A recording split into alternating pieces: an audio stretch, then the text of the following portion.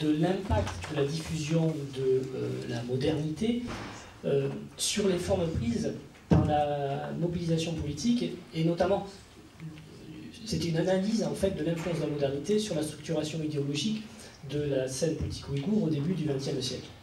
Mais pour ceux qui étaient là lundi, on a eu une excellente présentation d'Andrzej Klimeš sur la question.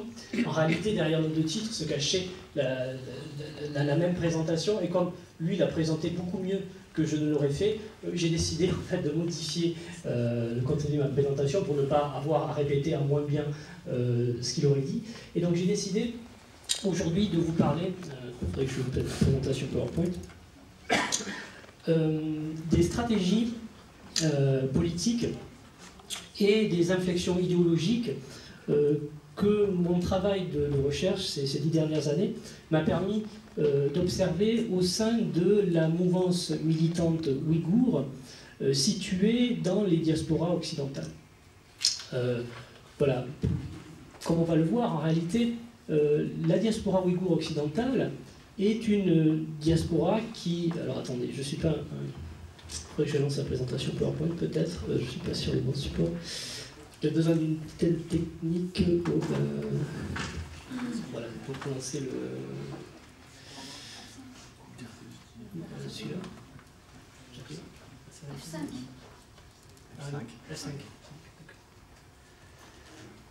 Pardon, je suis désolé, comme vous pouvez vous en rendre compte, je ne suis pas un as des présentations PowerPoint. Que ça marche peut-être.